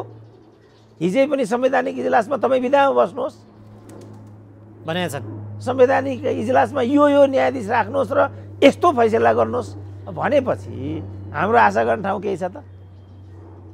तर अहिले जुन ध्रुवीकरण देखियो त्यसले चाहिँ कतातर्फ सङ्केत गर्दैछ डाक्टर साहब? अब चोलेन्द्रको पक्षधरतर्फ सङ्केत गर्दैछ कि अथवा यो चाहिँ कसरी विषयवस्तुलाई सल्टाउने दिशातर्फ सङ्केत गर्दैछ कि के सङ्केत गरेको छ? यो यिनीहरू सल्टाउन् नसल्टाउन्, चोलेन्द्र शमशेरलाई म यहीँबाट चाहिँ कार्यदिशा दिन्छु, तपाईँ अविचलित त्यहाँ बस्ने हो, राजीनामा दिने कुरा छैन। पहिला मैले भनिसकेको छु, बेग्लै हो भने यिनीहरूले महाभियोग लगाउने हुन्, महाभियोग तपाईँ फेस गर्नुहोस्, मैले भनिदिइसकेको छ। हो त्यही कुरा हुन्छ, जे पनि गर्ने हो। आइजी मन परेन फालिदिने, भिसी मन परेन फालिदिने, राजदूत मन परेन फालिदिने, जे पनि गरिदिने, मुख्य सचिव मन परेन फालिदिने, यस्तो गर्न पाइन्छ? यिनीहरूको बाबुको बपति हो यो राज्य, यसको कुनै मर्यादा हुँदैन, यसको कुनै गरिमा हुँदैन। अघि मैले भने सम्पदा सिद्ध्याए, अब ऊ सन्धि सम्झौतामा यिनीहरू यस्तै गर्छन्। एमसिसी भन्छन् लडाइँ गर्छन्, बिआरआई भन्छन् लडाइँ गर्छन्, यसले हाम्रो अन्तर्राष्ट्रिय छवि बर्बाद हुँदैन? यस्तो छवि लिएर प्रधानमन्त्री स्कटल्यान्ड पुग्छन्। अब प्रतिपक्षमा बस्ने जनताको आदेश लिएर म प्रधानमन्त्री हुँ भन्दै पुग्छन्। अनि यसले हाम्रो छवि सुध्रिन्छ कि बिग्रिन्छ मलाई भनिदिनु त। एकदम गलत बाटो लिइरहेछ हाम्रो राजनीतिले। हाम्रा नेताहरू कुनै हालतमा सुध्रिनेतिर छैनन्। युवाहरू अगाडि आउनु पर्यो अब, किनभने यो नेतृत्वले गर्दा आज हाम्रो देशको स्तरीय हुर्मा लिने काम भइराखेको छ। डाक्टर साहब, यो युवाहरूको अगाडि आउनु पर्यो भन्ने धेरैको चाहना छ, तर नेतृत्व त्यो ठाउँ चाहिँ नि ओगट्ने दिशामै गइरहेछ। अब अहिले नै पनि पार्टीका अधिवेशनहरू चलिरहेका छन्, त्यो शुद्धिकरण नेतृत्व छान्ने दिशा पनि होला त्यो अधिवेशनले। तर केपी शर्मा ओली त्यहाँ कसरी हुन्छ, आफू दोहोरिने प्रपञ्चमा लाग्यो भनेर समाचारै सार्वजनिक भएको छ। शेरबहादुर देउवा त कसरी हुन्छ आलटाल गरेर बसिरहेछन्। जबसम्म उनको चाहिँ नि त्यहाँ सुनिश्चितता हुँदैन तबसम्म यो अधिवेशनै के हो भन्ने चाहिँ धेरैको चाहिँ मनमनमा परिसकेको छ। कसरी आउला? ल ठिक छ, त्यसो भने जुन एमाले भित्रको 10 जनाको पङ्क्ति छ उसले चाहिँ यो सबमा आफ्नो पोजिसन कसरी बनाउँदैछ त एउटा प्रश्न। नेपाली काङ्ग्रेसभित्र चाहिँ युवाहरूको जो 8 जनाको जत्था थियो ती चाहिँ के सुतेर बसेका छन् त? बुढाहरूको मात्रै काँधमा दोषारोपण गरेर हामीले निकास पाउँछौँ त? म सार्वजनिक रूपमा आह्वान गर्छु घनश्याम भुषालहरूलाई, तिमीले त्यहाँ उम्मेदवारी दिनुपर्छ। र म एमाले पङ्क्तिलाई सार्वजनिक रूपमा आह्वान गर्छु, यो हाई टाइम हो। यदि तिमीहरू नेतृत्व परिवर्तन गर्नेपट्टि छौ भने यो हाई टाइम हो। तर यो विधिबाट निर्वाचित भइसकेको अध्यक्षलाई तिमीहरू भोलि ख्याङख्याङ गर्न पाउँदैनौ, जुन केपी ओलीको विरुद्धमा गर्यो। यसरी नै 9 महाधिवेशन भइराखेको थियो। यही प्रक्रियाबाट तिमीहरूले नै, हामीले हो र केपी ओलीलाई पार्टीको अध्यक्ष बनाएको, हामीले हो केपी ओलीलाई संसदीय दलको नेता बनाएको, हामीले होइन नि। बनायो तिमीहरूले। बनाइसकेपछि त विधिको शासनमा त विधिसम्मत तरिकाले पो त असफल नेतृत्वलाई किनारा लगाउनुपर्छ, जुन अमेरिकी जनताहरूले गरे। हेर त ट्रम्पलाई आज कसरी किनारा लगायो अमेरिकी जनताले। सम्पूर्ण दुस्साहस त ट्रम्पले पनि नगरेको होइन नि हो। व्हाइट हाउस 250 वर्षको इतिहासमा पहिलो पटक अमेरिकी व्हाइट हाउसमा अमेरिकी जनताहरूले आक्रमण गरे। तर अमेरिकी प्रजातन्त्र त पछि फर्केन नि, किनभने जनताले सही त्यहाँ आदेश दिइसक्यो, ट्रम्पको काम छैन, ट्रम्प छुट्टी लिनु, अमेरिकी छवि सुधार्नु, यो आदेश दिए नि त। अब हाम्रो नेपालमा योमा बाटो बिराउने जस्तो काङ्ग्रेसकै कुरा गर्दा अहिले उनीहरू युवा नेतृत्व भन्छन्। शेरबहादुरले समयमा चाहिँ सम्मेलन सम्पन्न गरेनन् भन्ने कुरा हो भने कमसेकम युवाहरूले एकगठ भएर अनि किन चाहिँ उम्मेदवारी दिएर किन नेपाली काङ्ग्रेसको नेतृत्व आफ्नो हातमा नलिने त? राप्रपामा यही कुरा छ, मधेसवादीमा यही कुरा छ। यो सबै ठगी हो र यिनीहरू राजनीतिक ठग हुन् भन्ने कुरा त अब त इस्टाब्लिस भइसक्यो नि त। आफ्नो छोरी बुहारी स्वास्नी बनाउने कुरा हो। मैले धेरै पहिला भनेको छु, जुन नेताले छोरी बुहारी स्वास्नी बोकेर हिँड्छ त्यो कहिले नेता हुन सक्दैन र यिनीहरू कोही पनि नेता होइन। अहिले चाहिँ केपी ओलीले घनश्याम भीमरावहरूलाई गरेको दुर्व्यवहार हेर्नु त एउटा नेताले गर्ने व्यवहार हो यो। किनभने 10 जना नेताहरू, युवा नेताहरू माधव कुमार नेपालपट्टि लागेका भए त त्यसको त वास्तवमा युगान्तकारी सन्देश हुन्थ्यो नि त। सही गलत के हो इतिहासले मूल्याङ्कन गर्छ। माधव नेपालले सही गरेका छैनन्, गलत गरेका छन् त मैले 1000 चोटि भनिसकेँ। तर निर्णायक ठाउँमा 10 जनाले त केपी ओलीलाई साथ दिएको छ, पार्टीलाई साथ दिएको छ नि। तिनीहरूको स्वाभिमानलाई गिराउने काम केपी ओलीले गर्नुहुन्छ त? गरिराखेका छन् त, गरिराखेका छन्। तिमीहरू बाबा वैधानिक तरिकाले प्रतिस्पर्धा गरेर जवाफ देऊ नि त। रोएर त्यो जवाब हुन्छ? म अर्को पार्टी जोइन गर्छु, म फलानु गर्छु भनेर समस्याको समाधान हुन्छ? तर त्यो विधिबाट जुनसुकै नेता आओस्, केपी ओली आउन् अथवा कोही आओस्, आइसकेपछि त आयो नि त। त्यसकारण सचेत कार्यकर्ता हुन्छन् त्यहाँ। ती कार्यकर्ताले सही निर्णय गर्ने र गलत गर्नेलाई दण्डित गर्ने उपयुक्त समय यो छ। मानिलिउँ उनीहरू चाहिँ एकगठ भएर फेरि केपी ओलीकै नेतृत्वमा गोलबन्द भयो भने हामीले कराएर हुन्छ त? प्रचण्ड माधव नेपाल रिसाएर हुन्छ? खप्नु पर्दैन। माधव जसले चाहिँ 20औं वर्ष त्यो पार्टीको चाहिँ नेतृत्व गरेको छ, उसले 5 वर्षमध्ये 3 वर्ष त व्यतीत गरिसकेको थियो केपी ओली। 2 वर्ष पनि धैर्य गर्न सकिँदैन। ल केपी ओलीले सम्पूर्ण रूपमा गलत गरे भने पनि नेतृत्वलाई त सहन गर्नुपर्ने एउटा बाध्यात्मक अवस्था हुन्छ। दलीय व्यवस्था भन्ने कि त्यही हो। जस्तो पुष्पलालले चाहिँ 6 सालमा पार्टी स्थापना गरे। यस्तै खालका बेइमानहरूले 8 सालमा नै उनलाई त्यहाँबाट चाहिँ बेदखल गरे। 25 सालसम्म धैर्य गरेर बसे नि त पुष्पलाल। कम्युनिस्ट आन्दोलन तहस नहस भइसकेपछि मात्रै पुनर्गठनको प्रक्रिया थाल्यो। कृष्णप्रसाद भट्टराईहरूलाई पनि गणेशमानहरूलाई पनि त कोइराला परिवारले लखेटेकै हो नि त, पुरै जीवन बिताइदिए नि। पछिबाट चाहिँ कृष्णप्रसाद र गणेशमानहरू त्यहाँबाट बाहिरिए, तर पार्टी फुटाएको कुरा त गरेनन् नि, सहे नि त उनीहरू, मरेर गए बिचारा। यिनीहरूले के गरे त यस्तो? तर यिनीहरूलाई कसरी दण्डित गर्ने भन्ने त एउटा समय हुन्छ। जस्तो मैले चाहिँ बोल्ने मौका पाइराखेको बेलामा बोल्नुपर्ने कुरा नबोल्ने हो भने, अनि मैले सडकमा गएर चाहिँ बरबराउँदा केही प्रतिफल पाउँछु मैले? मलाई एकजना मित्रले एउटा कार्यक्रममा भने, त्यो म अहिले पनि सम्झिन्छु। समय थोर भयो मलाई भनेर भने वक्ताको रूपमा। उहाँले के भन्नुभयो भने, कसरी समय थोरै हुन्छ? थोरै समयलाई पनि म्यानेज पो गर्नुपर्छ। म चुप्प लाग्यो। लामो बोल्दा राम्रो, धेरै बोलिन्छ ठुलो मान्छे भइन्छ भन्ने कुरा त होइन नि। छोटोभन्दा छोटो समयमा पनि धेरैभन्दा धेरै मेसेजफुल कुराहरू गर्न सकिन्छ। त्यसकारण उपयुक्त समयमा उपयुक्त निर्णय गर्नुपर्छ। Present is the most important time भन्ने त हामीले त 10 क्लासको प्रोजमै पढेका थियौँ।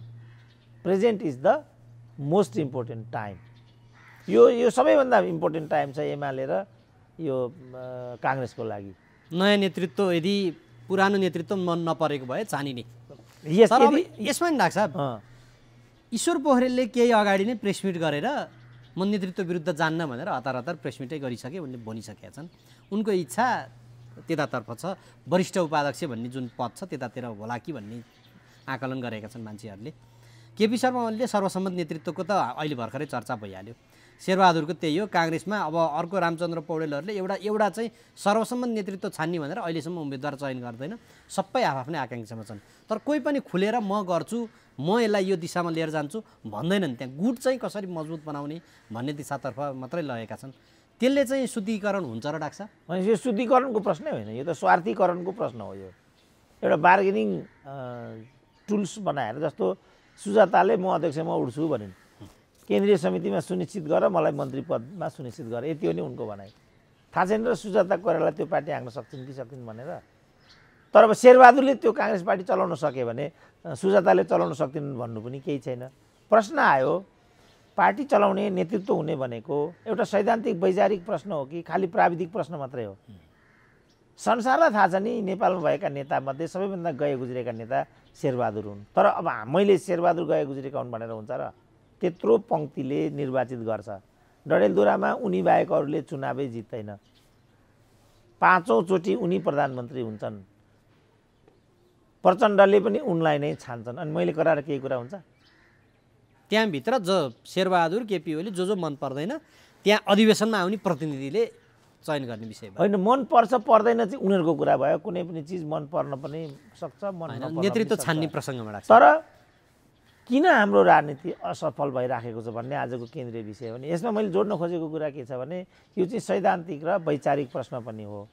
सैद्धान्तिक वैचारिक धरातलमा उभिएर मुलुकलाई कसरी रूपान्तरणमा लैजान सकिन्छ, त्यो नभएको हुनाले आज हामी यो स्थितिमा भयौँ भन्ने। अघि मैले भने 90% हामी परनिर्भर छौँ। यो 90% परनिर्भर गराएको हाम्रो मुलुकलाई कसले हो त? मैले भने 16-17 खरबको ऋण छ। अनि मुलुकलाई ऋणको चाहिँ एउटा गर्तमा फसाएर, अनि यसको नेता भएँ, यसको मन्त्री भएँ, यसको प्रधानमन्त्री भएँ, यसको युवा नेता भएँ, पटक पटक निर्वाचन जितेँ भन्नुको के अर्थ छ मलाई सम्झाइदिनु न। मैले यति मात्रै भनेको। यसको के अर्थ छ? आज नेपाल र नेपालीलाई कसरी हेर्छ विश्वले? ल शेरबहादुर त्यहाँ गए, हाँस्दैन त शेरबहादुर देखेर मान्छे? किनभने यो कसरी प्रधानमन्त्री भएको छ, यो को मान्छे हो, यसको देशको स्थिति के छ भन्ने कुरा थाहा छैन त्यहाँका मान्छेलाई। अनि यसरी हाम्रो देशलाई गन्दा बनाउने अधिकार यिनीहरूलाई छ कि छैन भन्ने एउटा गम्भीर प्रश्न। र यसमा तिमीहरू कहाँ छौ भनेर युवा जसलाई भन्नुभएको छ तपाईँले, मैले देख्दा सबैभन्दा भ्रष्ट चाहिँ नेपालमा युवाहरू छन्। फेरि सबैभन्दा विकृत पङ्क्ति युवाहरूको छ। त्यसको दृष्टान्त त विद्यार्थी युनियनले दिन्छ। रामकुमारी झाँक्रीहरूको शैलीले दिन्छ, मेटमणि चौधरीहरूको अभिव्यक्तिले दिन्छ, गोकुल बास्कोटाहरूको, कृष्ण गोपाल श्रेष्ठहरूको अभिव्यक्तिले दिन्छ। पुरानो पिँढी त यति गति साडा त छैन नि त। हामीले टिभीहरूमा चाहिँ बहस हेर्छौँ, मोहनबहादुर बस्नेतको शैली हेर्छौँ, केशव बडालको हेर्छौँ, गोकुल बास्कोटाहरूको हेर्छौँ। यस्तो गैर जिम्मेवारीपूर्ण अभिव्यक्ति कृष्णप्रसाद भट्टराईको थियो र प्रचण्डको छ र पुरानो पिँढी हो नि त त्यो। जति युवा पङ्क्तिमा आयो त्यति नै उनीहरू जस्तो भर्खर भने हाम्रो यो गगन थापाको भनेर यो एमाले भन्नेलाई चाहिँ धुलो चटाउने कोनी के गर्ने भन्ने भ्याकुम लगाउने रे कुना कानातिर धुलो बसेमा त्यो गगन थापाले बोल्ने शैली हो त्यो। त्यस्तो बोल्ने हो गगन थापाले। गगन थापाले त यो देशको भविष्यको नेता भनेर मान्छेले आकलन गरेको छ, त्यही हो बोल्ने शैली। यो त केपी ओलीको भन्दा नि गए गुज्रेको शैली भयो। केपी ओली त एउटा गँवार पृष्ठभूमिबाट आए, 16 वर्ष जेलमा बसे, उनमा त्यो सामाजिकीकरणको प्रक्रिया छैन। अब गगन थापा त न एक दिन जेल बसेका छन्। अब शीर्षले सिकाएको त होइन डाक्टर साहब, शीर्ष नेतृत्व एक आपसमा चाहिँ एकले अर्कालाई आरोप लगाउन उत्रेका छन् भने ती तल आउनेले त्यही सिक्या हुन् कि त्यस्तो हुन्छ। म पनि त त्यही युनिभर्सिटीको प्रोफेसर हो नि, म त्यस्तो बोल्छु। त्यही प्रोफेसरले त्यही युनिभर्सिटी दीक्षित गरायो होइन मलाई, म त्यसरी बोल्छु। म झुकेर पनि त्यसरी बोल्दिनँ। अनि मैले चाहिँ त्यहाँबाट त्यही चङ्कबाट यस्तो बनाउँदा हुने, अनि त्यस्तो किसिमको केपी ओलीको जत्थाबाट किन चाहिँ एउटा परिष्कृत नेता नआउने त? आउँदैन। योगेश भट्टराईले जुन अभिव्यक्ति दिए हिजो, यो नेकपा यस चाहिँ अवैधानिक गर्भधारणबाट जन्मेको पार्टी एमालेको महाधिवेशनमा बोलाउन जरुरी छैन भनेर, के हो डाक्टर साहब यो अवैधानिक गर्भधारणबाट जन्मेको पार्टी? अवैधानिक भए पनि त्यसरी बोल्न मिल्ने कुरा हो त? त्यो शैलीमा समस्या भनेको त्यही हो। युवाहरू गए गुज्रेका छन् भन्ने मेरो तर्क नै त्यही हो। त्यसको जवाफ अर्कोले कसरी दियो भनेदेखि तिमीले त गर्भपतन नै गराएका छौ, जसले गर्भपतन गरायो त्यसले अवैध गर्भ भन्दै हिँड्न मिल्छ भनेपछि थला पारेन केटाले। त्यस कारणले जहिले पनि बोल्दाखेरि संवेदनशील बोल्नुपर्छ र शिष्ट बोल्नुपर्छ, मर्यादित बोल्नुपर्छ। त्यो योगेश भट्टराईको त्यो भनाइ आफै गलत छ।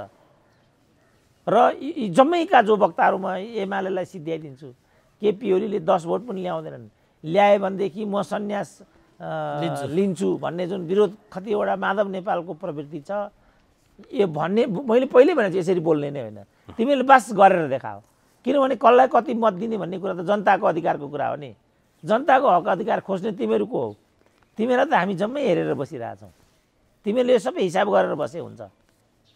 म चुनावको हप्ता दिन अगाडि भनिदिन्छु नेपालमा कसले जित्नुपर्ने कसले हार्नुपर्ने, म नै भनिदिन्छु। र त्यो हिसाब हामी गरेर बसिरहेछौँ नि। तिमीहरूले भनेर हुन्छ? कसको जमानत जफ हुन्छ, कसको जमानत जफ, हामी उम्मेदवार नहोला, हामी नजितौँला, त्यो मैले कुरा माने। तर जनमत निर्णायक रूपमा जनमतलाई दिशा दिने ठाउँमा अब हामीहरू पनि छौँ। तिमीहरू मात्रै छैनौ नि त यहाँ। त्यस कारण सबैले यो कुरालाई हेक्का राख्नुपर्छ। युवाहरूलाई चाहिँ म के भन्छु, चाहे त्यो योगेश होस्, चाहे त्यो गगन होस्, चाहे त्यो अरू कोही होस्, उनीहरूले एकदम मर्यादित बोल्नुपर्छ, संयमित बोल्नुपर्छ र राजनीतिक अभिव्यक्ति दिनुपर्छ। जथाभावी तिमीहरू के छाडा गाई हो? तिमीले जे बोले नि हुन्छ भन्ठाने? आफूभन्दा सिनियरलाई मान्नु पर्दैन? आफ्नो नेतालाई मान्नु पर्दैन? बहस गर्ने भने त सैद्धान्तिक आधारमा गर्नु पर्यो, वैचारिक आधारमा गर्नु पर्यो। यो प्रचण्ड पुत्रको मृत्यु, अब यद्यपि अहिले प्रचण्ड चितवन भनेर जुन केन्द्रित गरेका छ, त्यहाँ मृत्युको विषयमा चाहिँ प्रचण्ड पुत्रीले जुन एउटा ट्विट गरिन्, त्यसमा चाहिँ केपी शर्मा ओलीको कारण प्रकाश दाहालको मृत्यु भयो भनेर उनले जुन ट्विट गरिन् डाक्टर साहब, त्यो पनि अघि डाक्टर साहबले भन्नुभएको शैलीकै निरन्तरता हो अथवा त्यसभित्र केही छ डाक्टर साहब? होइन, त्यो चाहिँ उनको अर्कै सन्दर्भमा आएको थियो, मिसकोट गरियो। यहाँ उनले के भनेको थियो भने अब चुनाव प्रचार क्रममा झापामा बुवा पुग्नु भएको थियो, बुवा यहीँ भइदिएको भए बा प्रकाशको उपचार इत्यादिमा थप केही गर्न सकिन्थ्यो कि भन्ने सन्दर्भमा मैले पनि त्यो हेरेँ। यस्तो गैर जिम्मेवारीपूर्ण त नबोल्नु पर्ने हो होइन। अब उनको कुनै लेभल त हुने अवस्था छैन, किनभने छोरी भएको आधारमा त्यहाँ पुगिसकेपछि हुने भन्ने कुरा नै आउँदैन। तैपनि अब छोरी नै भएको हुनाले के भनिन् त भनेर मैले त्यो चाहिँ सोसियल मिडिया पल्टाएर हेरेँ। हेर्दाखेरि त्यो मिसलिड नै गरेको मिसकोटै गरेको मैले निष्कर्ष निकालेँ। तर अर्कोले फेरि ढाड भाँच्ने गरी जवाब दिइहाल्यो, ठिक छ प्रकाशको त मृत्यु केपीको कारणले भएको रहेछ, अनि 17,000को मृत्यु चाहिँ कसको कारणले भएको त भनिदियो। उनको बोल्ती बन्द भइगयो। गैर जिम्मेवारी कसरी बोल्नु हुँदैन, जिम्मेवारीपूर्ण बोल्नुपर्छ, तार्किक र आधिकारिक सामग्रिक बोल्नुपर्ने हुन्छ। अघि मैले भने जति कम, अब रेणुले त त्यस्तो बोलिन्, प्रचण्ड त्यस्तो बोल्दैनन् नि। भनेपछि बाबु पिँढी छोरी पिँढीभन्दा बाबु पिँढी जिम्मेवार भन्ने कुरा त्यहाँ देखिन्छ नि। यथार्थमा प्रचण्डको मृत्युमा केपीको त कुनै हात छैन, त्यो त सबैलाई थाहा छ नि। तर यो कहाँबाट भ्रष्टीकरण भएर जान्छ भनेदेखि मदन भण्डारीको हत्या पनि पार्टीले गर्यो, के अरे नेतृत्वले गर्यो, ड्राइभरले गर्यो, फलानुले गर्यो भन्छन्। सत्य कुरा के भने मदन भण्डारीको हत्या भएको होइन, दुर्घटना हो के। दुर्घटना हुँदैन भने म यहाँ बस्दा बस्दै ढलेर दिवंगत हुन सक्दिनँ, त्यसो भने षड्यन्त्र हो त। गणेशमानको कुर्सीमा त्यही भयो नि, त्यो त गिर्जाले चाहिँ षड्यन्त्र गरेर बुढालाई मार्न खोजेको भने नि त यिनीहरूले। हाम्रो जुन गैर जिम्मेवार बोल्ने, जथाभावी बोल्ने, अन्टसन्ट बोल्ने संस्कारै गलत छ क्या। डाक्टर साहब, यो पार्टीले एक्लै अर्कालाई आरोप लगाइरहँदा राष्ट्रिय मुद्दामा पनि जथाभावी भाषण आउँछ। जस्तै यही न्यायालयको केसमा कोही भन्छन् महाभियोग लगाइहाल्नुपर्छ भन्छन्, कोही ती 5जना न्यायाधीश हट्नै पर्छ भन्छन्, कोही चाहिँ खबरदार चाहिँ नि त्यो केही पनि गर्नु हुँदैन, यो विवाद न्यायालयले नै मिलाउनुपर्छ, न्यायालयको विवाद कहाँ पार्टीमा लिएर आउने भन्छन्। के भएको डाक्टर साहब यस्तो? होइन, यो मैले भने बिचौलियाहरूको समूहले आफ्नो अनुकूल फैसला गराउन नसकेपछि चोलेन्द्र शमशेरमाथि भएको प्रहार भन्ने तर्क चाहिँ प्रबल रूपमा त्यहाँभित्रबाट आइराखेको छ। यसको सत्य के हो त? कतिको भनाइ के छ भनेदेखि तत्काल चोलेन्द्र पछि जो प्रधान न्यायाधीशको लाइनमा छन्, चोलेन्द्रलाई यो तरिकाले विदा नगर्ने भने ती 2जना न्यायाधीश रिटायर हुन्छन् यो बिचमा भन्ने छ। त्यसको सच्चाइ के हो?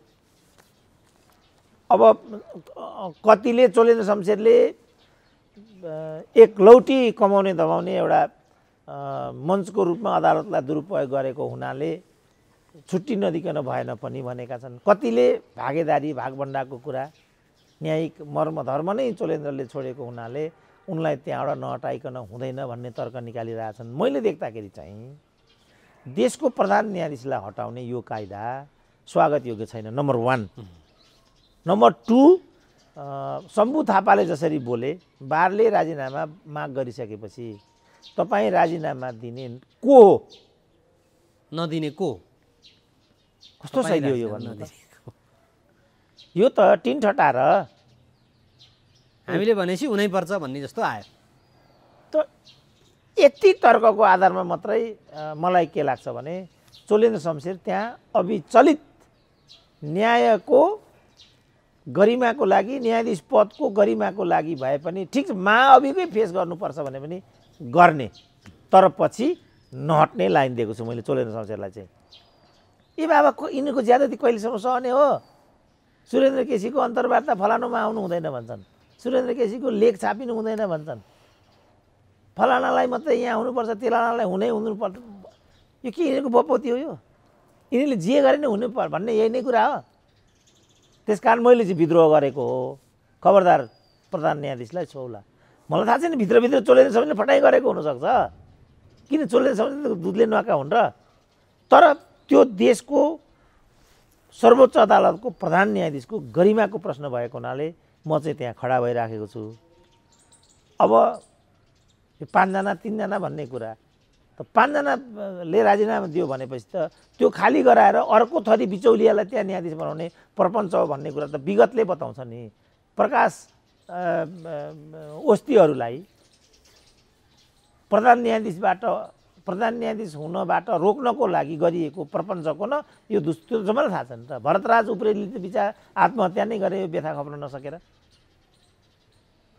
त यो कस्तो हो त यो? त्यस कारणलाई stop then and there it must be stopped. यो अदालतभित्रको हङ्गामा र बबन्डरलाई आजैका मितिबाट रोक्नुपर्छ र अदालतलाई सुचारू गराउनुपर्छ र विधिसम्मत तरिकाले बहिर्गमनको एउटा परिपाटी त्यहाँ खडा गर्नुपर्छ। ठिक छ, यसबाट शिक्षा लिने हो। भविष्यमा यो किन भएको छ त? भन्ने कुरालाई शिक्षाको रूपमा लिएर भविष्यमा यस्ता घटनाहरूको पुनरावृत्ति हुन नदिने, यो मात्रै बुद्धिमत्तापूर्ण हुन्छ नि। अरू त के जस्तो भने यति गरिकन उनीहरूले कुनै अर्कोलाई त्यहाँ चाहिँ प्रधान न्यायाधीश बनाए, अनि उसले चोलेन्द्र शमशेरको कथा दोहोऱ्याउँदैन भन्ने के ग्यारेन्टी छ? किन हिजो यसो गरिकन यिनीहरूले दीपक राज जोशीलाई चाहिँ बलिको बोको बनाए? त यसको दुष्परिणाम यो हो नि त। अब अहिले उनीहरू दाहिने देब्रे भन्छन्। चोलेन्द्र शमशेरलाई जस्तो केपी ओलीलाई त्यहाँ पुर्याएको कसले, मैले अघि भने चोलेन्द्र शमशेर त्यहाँ पुर्याएको हामीले हो र? आज यो त अदालतको के अरे नगरपालिकाको सुब्बो हो भन्छन्, पूर्व प्रधान न्यायाधीश भइसकेको न्यायाधीश यस्तो भन्छ। अनि के सुब्बाले चाहिँ ठुलो पदमा जानै नहुने? एउटा युरोपको पकेटमा यहाँ आएर मन्त्री हुन सक्दा नगरपालिकाको सुब्बा तहमा काम गर्ने कानुन व्यवसायी प्रक्रियासम्म तरिकाले सर्वोच्चमा पुग्यो भने हुन सकिँदैन। यी अहिले जो भइरहेछन् मन्त्री महामन्त्री कुन चाहिँ ठुला मान्छे हुन् र? त्यत्रो ठुला मान्छे हुन् त यिनीहरू?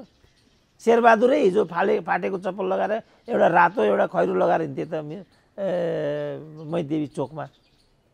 अनि त्यो तहको मान्छेले अहिले आज अरबपति भएर बस्नुहुन्छ भने अनि एउटा सुब्बाले चाहिँ प्रमोटेड हुनु हुँदैन? बेतुका कुरा होइन यो। देशको प्रधान न्यायाधीश भइसकेको व्यक्तिले यस्तो यस्तो बोल्दै, त्यसो भने म पनि त एसिस्टेन्ट लेक्चरर थिएँ। मानिलिउँ मै चाहिँ न्यून वैतनिक तहको रहेछु भने मैले प्रोफेसर हुन पाउँदिनँ? एसिस्टेन्ट लेक्चरर प्रोफेसर हुनसक्छ, खर्दार सचिव हुनसक्छ भने अनि सुब्बा तहको कानुन व्यवसायी सर्वोच्चको प्रधान न्यायाधीश हुन सक्दैन? टक्कै बेतुका छ नि। यिनीहरू पूर्वाग्रह बोल्छन् भन्ने कुरा त यहाँबाट देखिन्छ। सानो मान्छे ठुलो मान्छे हुन पाउँदैन। एउटा परराष्ट्र मन्त्रालयको बैधार राजदूत हुन पाउँदैन? क्यारियर डिप्लोमेटको चलन छ त त्यहाँ। बैधार भएको मान्छे लोकसेवा फेस गर्दै गर्दै गर्दै सचिव हुन सक्दैन? के भने हो यिनीहरूले? यस्ता लठुवा त प्रधान न्यायाधीश हुँदो रहेछन् भन्ने कुरा त नाङ्गियो नि त यहाँ आएर त। तर यी नाङ्गा बाबाले भनेको लाइनमा हिँड्छौँ हामी लाइन दिन्छौँ हरेक कुरामा। तिमीहरू अदालतमा यसरी गर, कर्मचारी तन्त्रमा यो गर, कुटनीतिमा यो गर, विश्वविद्यालयमा यो गर भन्छौँ हामी त्यो हैसियत पनि राख्छौँ र भन्छौँ पनि। उनीहरूले त हैसियत गुमाइसके। हुन्छ डाक्टर साहब, समय दिनुभयो, म धन्यवाद र आभार व्यक्त गर्छु। ल हस्, धन्यवाद।